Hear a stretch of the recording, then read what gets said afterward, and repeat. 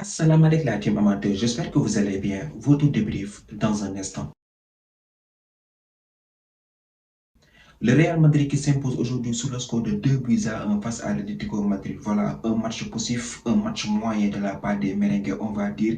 Un match qui a été aussi un peu compliqué, on va dire, un peu compliqué. Mais je pense que les merengues ont assuré l'essentiel. Aujourd'hui, ils ont joué avec la tête, ils ont joué tactiquement, ils étaient bien organisés.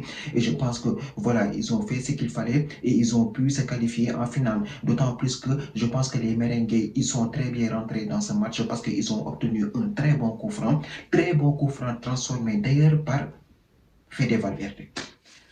Un coup franc, un missile, je vais dire, un missile. On a vu que le ballon a été légèrement contré par Sorloth, légèrement dévié, qui donne un peu d'effet à ce ballon-là, qui va tromper Yann Oblak. Et le Real Madrid, je pense, à la 5e minute de jeu, il ouvre très rapidement le score. On peut se dire qu'aujourd'hui, Xabi Alonso est venu avec le même 11 contre au Betis Séville. Il a décidé de faire encore confiance à Gonzalo après son triplé.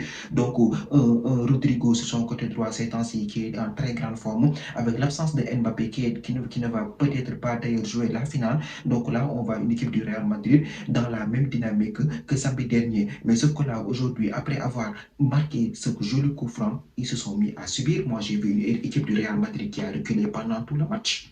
Une équipe du Real Madrid en premier mi-temps, normalement, le nombre d'occasions que l'Atlético, on a vu, ils les ont asphyxiés. On ne voyait même plus le Real se projeter.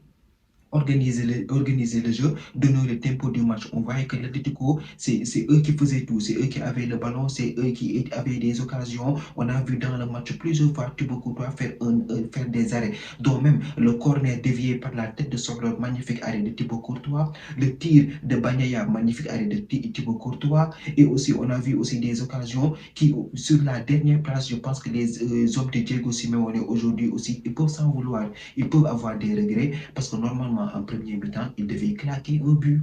Il devait claquer un ou deux buts parce que cette défense du Real, cette équipe du Real Madrid, tactiquement aujourd'hui, je ne les ai pas compris. Je ne sais pas à quoi ils jouaient. Ils ont reculé pendant tout le match. Pendant tout le match, ils ont subi. Mais quand tu as des occasions en premier mi-temps du côté de l'Atlético face au Real Madrid, et tu connais que cette équipe du Real Madrid, il joue en transition, mon ami, il faut les concrétiser, parce qu'on connaît toute cette équipe du Real Madrid. Cette équipe du Real Madrid, dans le jeu, il n'arrive pas à organiser. Dans le jeu, il n'arrive pas à construire, parce qu'au milieu de terrain, il n'y a plus cette aisance technique qu'on avait du temps de Toni Kroos, du temps de Modric ou bien de Casemiro. Donc là, on voit une équipe du Real Madrid qui joue en transition. Une équipe du Real Madrid qui, 1, 2 ou 3 passes, ils peuvent te tuer sur une action, ils peuvent te déstabiliser et aussi semer le doute dans ta tête.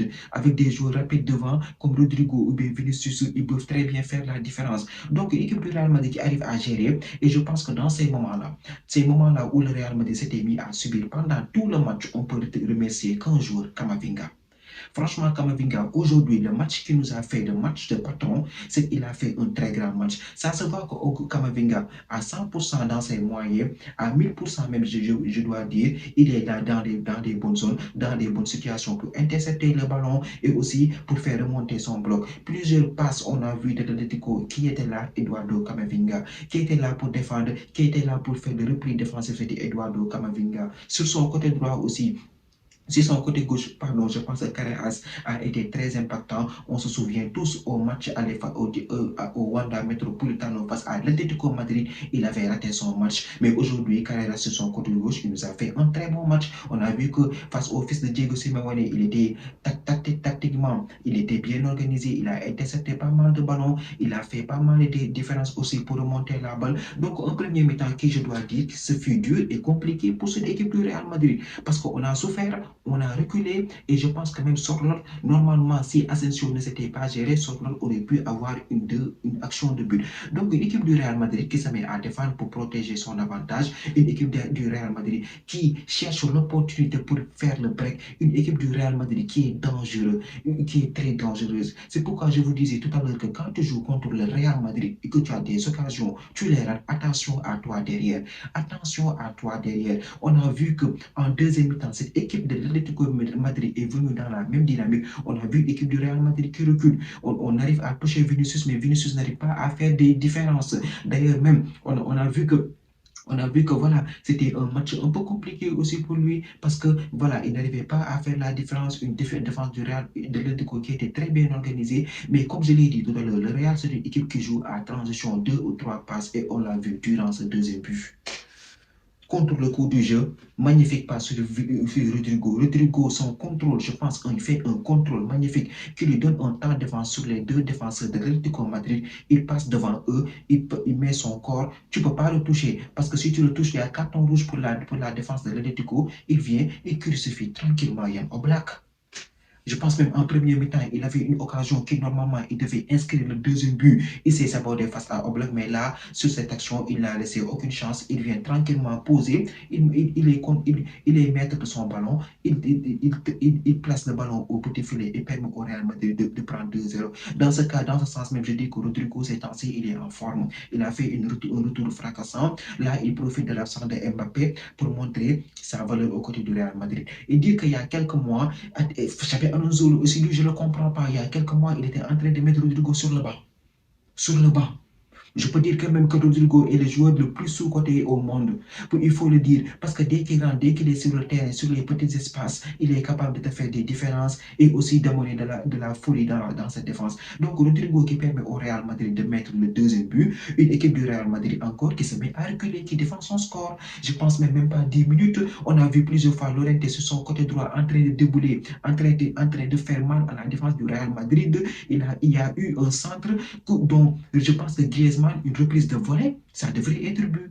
Encore, heureusement, c'est passé à côté. On a vu aussi deux actions de Llorente qui normalement devrait être lui, ce magnifique enroulé qu'il a failli mis sur la lucarne de Thibaut Courtois. Heureusement que voilà, le ballon est juste passé à côté, mais cette équipe du Real Madrid est normalement passée aurait dû être accrochée à un 2-2 pour être net parce qu'ils ont trop souffert en deuxième mi-temps. On a subi d'une telle manière, on n'avait pas la maîtrise au milieu de terrain, ça aussi il faut le souligner. C'est pourquoi on a vu parfois Xabi Alonso, il a fait un changement, il a fait entrer Fran Garcia sur le côté gauche aussi en ailier, je n'ai pas compris.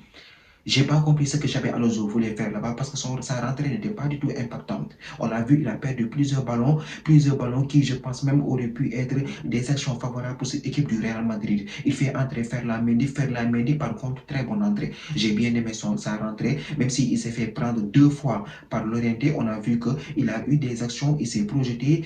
Tactiquement, il était bon. Donc, on va voir maintenant, est-ce que Xabi Alonso va prendre le risque de l'aligner en finale contre le Barça. Donc, il a voulu blender aussi son milieu de terrain en faisant entrer Andeguler et Ceballos dans la récupération et aussi un peu sur la maîtrise au milieu de terrain. Parce qu'on a vu que cette équipe de l'Atlético aussi, ils étaient capables de partir en transition et de faire des contres express. On a vu Julian Alvarez aussi, il a failli crucifier Thibaut Courtois, heureusement que le ballon est passé à côté. Donc, dans ce match, on a vu plusieurs actions dangereuses de l'Atlético Madrid qui auraient pu leur permettre de faire un 2-2 et d'aller peut-être en prolongation face au Real Madrid. Mais comme je l'ai dit tout à l'heure, face au Real, il ne faut pas blaguer. Quand tu as l'opportunité de les tuer, il faut les tuer. Parce qu'à eux, 2 ou 3 passes, ils vont te crucifier. Et je pense que cette équipe du Real Madrid a été réaliste. Cette équipe du Real Madrid a profiter de ces 3 actions même, je peux dire, pour mettre 2 buts et passer devant l'Atlético Madrid et se qualifier en finale. Donc, le Real Madrid aujourd'hui, qui a vécu un match compliqué, mais au final, voilà, tactiquement, ils ont réussi à s'en sortir. Ils ont mis 2 buts. Maintenant, on va voir est-ce que ça va suffire face à cette équipe du FC Barcelone qui a été éblouissante hier face à l'Atlético Bilbao. On va voir ce que ça va donner en finale. En tout cas, on aura un classico. Les Barcelonais voulaient leur revanche. Ils vont l'avoir dimanche. Super Coupe d'Espagne, finale entre le Real et le Barça. En tout cas, ça promet, j'ai dit être. Malheureusement, Kylian Mbappé ne sera pas là avec nous.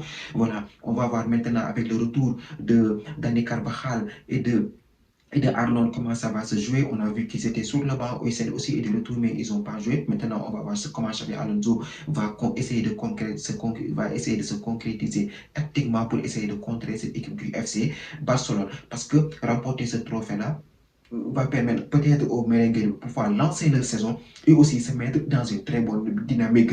Donc, à part ça, je pense que dans le match, voilà, à part les assauts de l'Atlético Madrid, il y a des faits de jeu qui importants. Je pense Vini, lorsqu'il était en train de sortir, au fait, Vini, moi, c'est quoi le problème avec Diego Simeone? C'est quoi le problème avec Diego Simeone?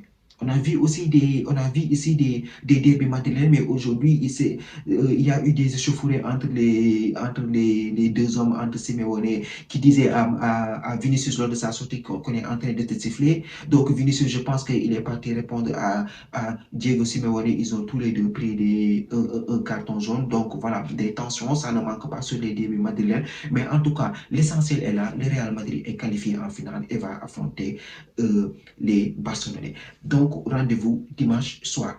La team, c'était tout pour cette vidéo. Merci d'avoir regardé. Merci de partager, de liker et de vous abonner au max. On se donne rendez-vous très prochainement pour une nouvelle vidéo. D'ici là, portez-vous bien.